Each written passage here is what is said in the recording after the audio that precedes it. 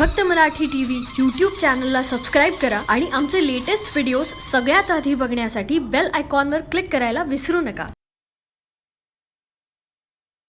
मला खात्री आहे माझा अनिकेत मला नक्की समजून घेईल। मी तयार आहे महादानाला।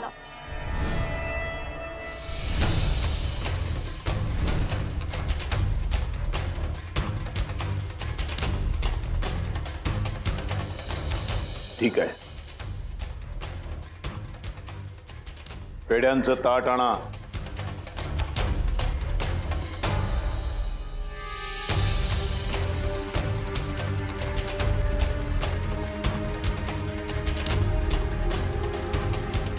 घे।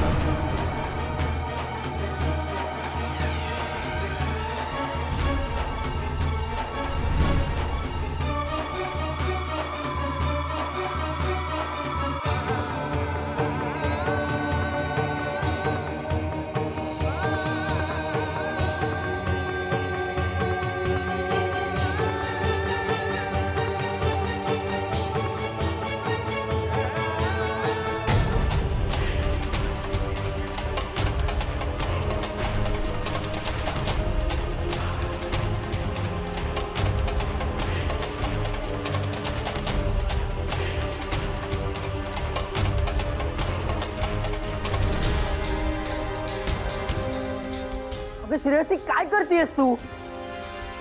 मूर्ख आहेस का? तुला काही झालं असतं तर माझं काय झालं असतं याचा विचार पण केला नाहीस का तू? स्वतःच्या जीवाशी खेळायला चाललेलीस। तुला काही झालं असतं तर मम्मी डॅडीला काय उत्तर दिलं असतं मी? अँडी, माझ्याकडे दुसरा कुठला पर्यायच नव्हता रे तुला मिळवण्यासाठी। आणि तूच म्हणाला होतास ना अण्णासाहेब आपलं लग्न सरळ मार्गाने होऊ देणार नाहीत म्हणून, आणि त्यांच्यासाठी तू मला सोडायला सुद्धा तयार झालास।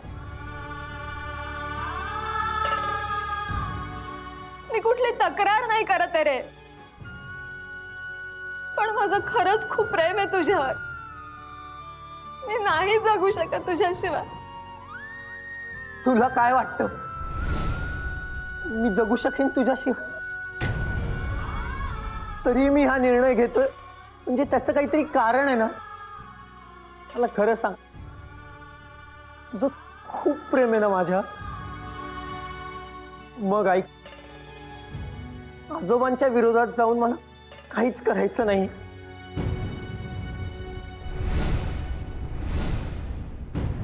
अगं श्रेयसी, प्रेम म्हणजे फक्त एकत्र येणं नाही। प्रेमाचा खरा अर्थ त्याग आहे। तुझ्या जीवाला काही झालं तुम्ही कसा जगू शकेन? पण एकत्र जरी नसलो तरी तरी तू सुरक्षित आहेस या आनंदाने आपण जगू शकू।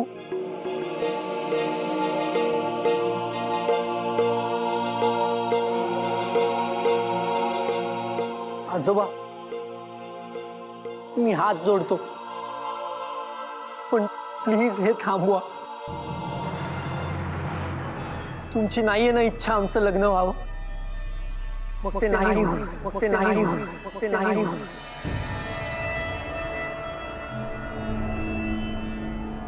हा माझा शब्द आहे, पण श्रेयसीचं आयुष्य संपवण्याचा हट्ट सोडून द्या। माझीला हे गाव सोडून जायला सांग।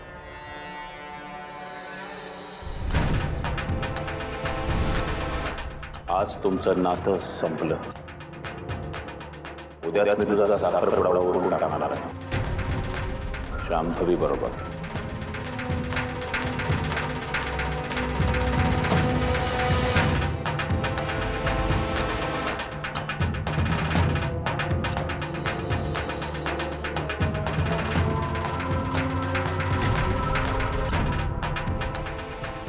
गाडीत आम्ही तुझी वाट बघतोय. ये.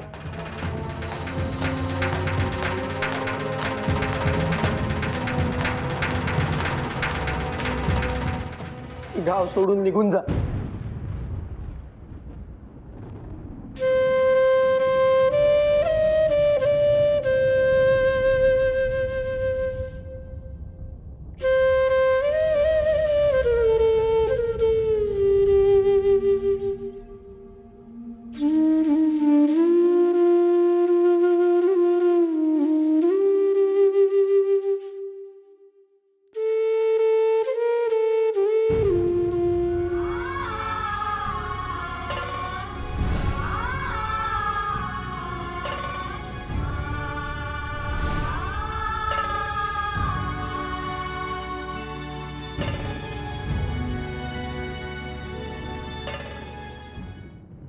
बहरीन मी हरवेन मी संपेन मी उमलेन मी फिरुनी नवी जन्मे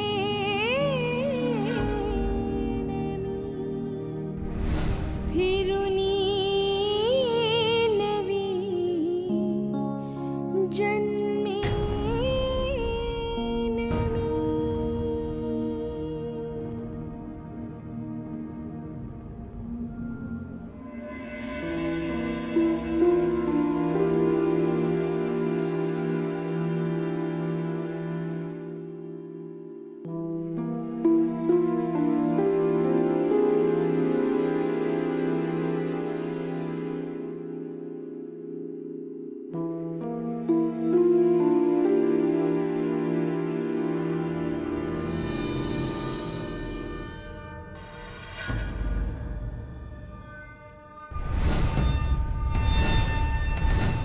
मूर्खा.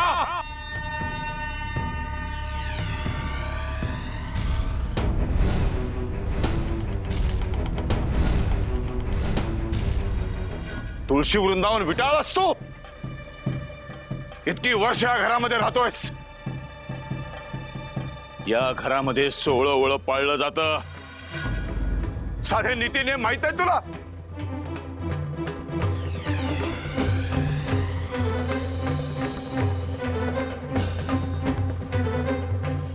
अण्णा हो आवरा स्वतःला. अण्णा काय झालं? अण्णा चूक झाली असेल त्याच्याकडनं, माफ करा त्याला. अण्णा अरे इतकी वर्ष या घरामध्ये राहतोय. दारात तरी उभा केला असता कोणी. अण्णा अण्णा माफ करा, माफ करा त्याला. शांत.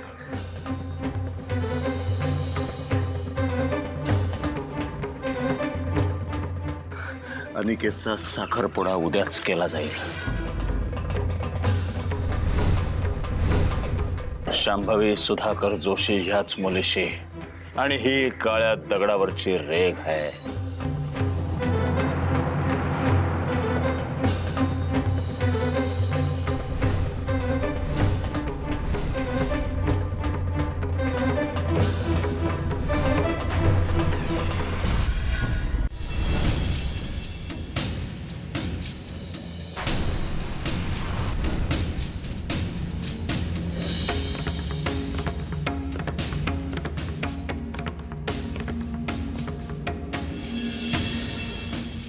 ऋषिकेश,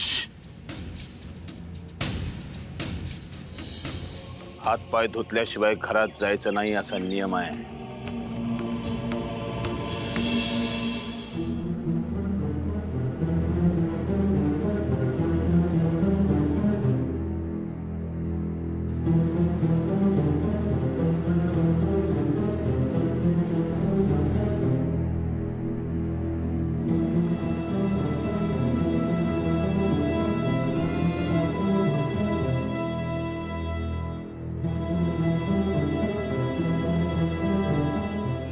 सुनबाई,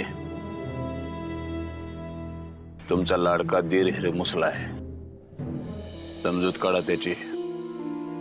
प्रेमाचं भूत उतरलंय की नाही बघा. उतरलं नसेल तर उतरवा, त्यातच त्याचं भलं आहे. कामाला लागा. जगन्नाथाचा रथ पाहत बसल्यासारखे काय उभे आहात?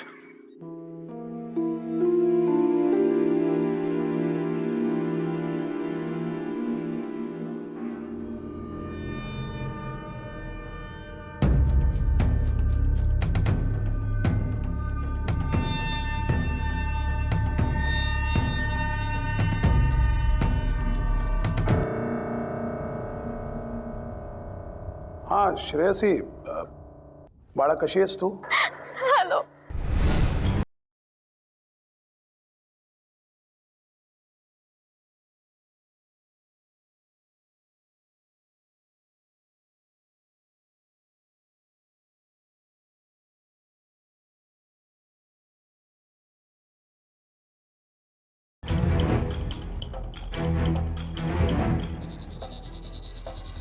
श्रेयसी, अगं तू हे काय करायला निघाली होतीस? आमचा विचार नाही आला तुझ्या मनात? मला अगं ही वेडी त्याच्यासाठी जीव द्यायला निघाली होती. मी बोलते श्रेयसी. श्रेया बेटा काय? मामा मामा परत परत यायला सांग, परत यायला सांग. हे बघ, तू ताबडतोब निघून ये लगेच. अगं तुझी फार काळजी वाटते बाळा, प्लीज. श्रेयसी, आपण इथे आल्यावर सगळं बोलू, तू ये आधी. नाही नाही दादू, मी नाही परत येणार. उद्या अंडीचा साखरपुडा, तो ऑफिशियली दुसऱ्या कोणाचा होत नाही ना. तोपर्यंत त्याला मिळवण्याची आशा जिवंत राहील माझ्या मनात. मला थांबायचं, त्याचा साखरपुडा होईपर्यंत मला थांबू द्या प्लीज. एकदा का तो दुसरा कोणाचा झाला की मग माझ्या मनाची मी तयारी करेन. पण तोपर्यंत मी त्याला डोळे भरून बघून घेईन. डॅडू प्लीज मला थांबू द्या, मला थांबायचं. ठीक आहे, मग आम्ही येतो तिथे. नाही मामा, तुम्ही नका काळजी करू माझी. तुम्ही नका येऊ. काय होणार नाही तुमच्या श्रेयसीला. मी येईन परत नक्की.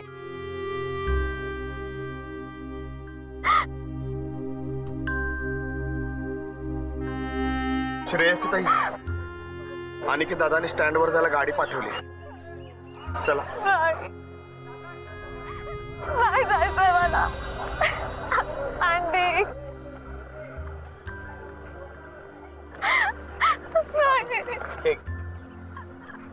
या लवकर. नाही. उठ. आलो तरी तू तरी सांग ना त्याला. मला नाही जायचं. चल.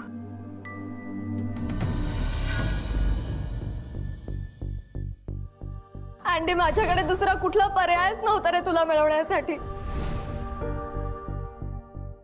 मी नाही जगू शकत तुझ्याशिवाय.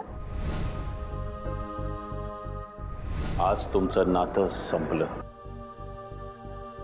उद्याच मी तुझा साखरपुडा उरकून टाकणार आहे, शांभवी बरोबर.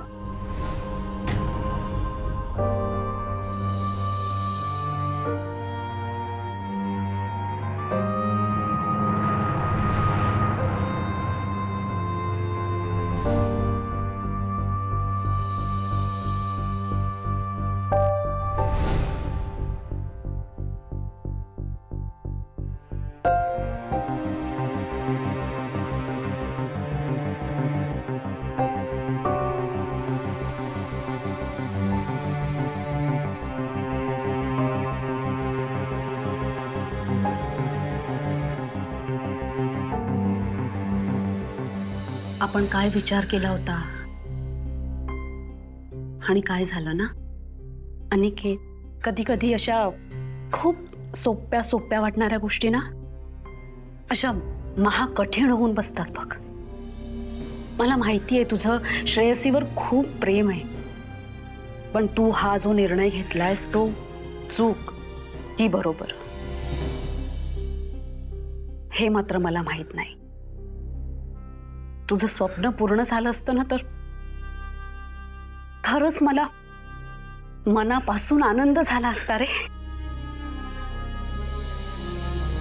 पण आता हा निर्णय तू स्वतःहून घेतलायस ना, अण्णांना वाईट वाटू नये म्हणून.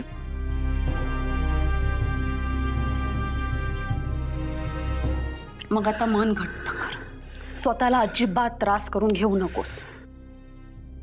तुला असं दुःखी अवस्थेत बघितलेलं कोणाला आवडेल सांग? मला, यांना, अण्णांना.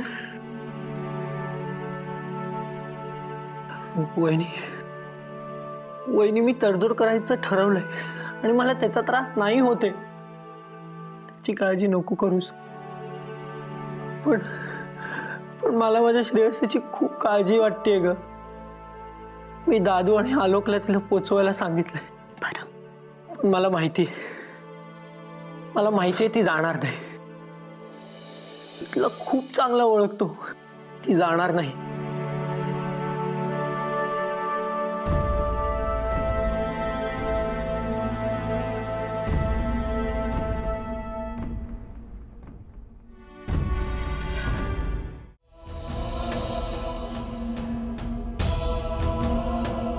मला नाही जायचंय. मम्मा डॅडींना पण मी तसंच सांगितलंय. अगं का थांबायचं तुला इथे? तू बघितलं नाहीस का स्वतःच्या डोळ्यांनी? अगं अनिकेतने स्वतः तुला जायला सांगितलंय, तर का तू स्वतःचा अपमान करून घेतेस? अनिकेतलाही त्रास होतोय. हे बघ, त्याने आवडीने डिसिजन घेतला नाहीये आणि इथे थांबून काही उपयोग नाहीये. श्रेयसीताई, अहो आलोक दादा बरोबर बोलतात. अहो अण्णासाहेबांचा शब्द म्हणजे काळ्या दगडावरची रेघ आहे. जग इकडचं तिकडे झालं तरी त्यांचा शब्द बदलायचा नाही. अरे नको रे बदलू दे त्यांचा निर्णय, पण मला थांबायचंय ना इथे. जोपर्यंत अंडीचा साखरपुडा होत नाही तोपर्यंत त्याची वाट बघणार आहे मी. त्याला काय बी उपयोग होणार नाही ताईसाहेब. अहो तुम्ही इथं थांबून परिस्थिती बदलणार नाही. अहो तुम्ही इथून जाण्यातच तुमचं आणि अनिकेत दादा दोघांचं बी भलं आहे. अहो अण्णासाहेबांना कळलं तुम्ही इथं थांबलाय तर कहर होईल. अनिकेत दादाला त्रास होईल तर वेगळाच. अहो समजाच त्रास होईल. अरे कोणाला त्रास होताना बघून मला कसं आवडेल? मी त्यासाठी थांबतेय का? आणि दुसरा कोणाचा तरी झाला त्याची खात्री झाल्यावर मी स्वतः निघून जाईन. हो काय बोलताय, जरा तरी याचा विचार करा. तुमच्या आई बाबांचा तरी जरा विचार करा. हा, त्यांचा जीव तिकडे टांगणीला लागला असेल. अहो तुम्हाला दुःखी बघून त्यांना किती यातना होतील माहिती आहे का? बघा आयुष्यात सगळ्यांना सगळ्या गोष्टी नाही मिळत. अनिकेत दादाला तुम्ही तशीचा चंद्र समजून निघून जा. कधी पूर्ण दिसतो, कधी अर्धा, कधी दिसतच नाही. अहो हाताला कधी लागतच नाही. पण नुसतं मनाचं समाधान करून निघून जा तुम्ही इथून. सुखी व्हाल. बस हे घ्या, आता रडत नका बसू. सावकाश जा, गाडी इतक्यात येईलच. जे काय होतं ते चांगल्यासाठीच होतं असा विचार केला तर सहन करणं कठीण नाही जात.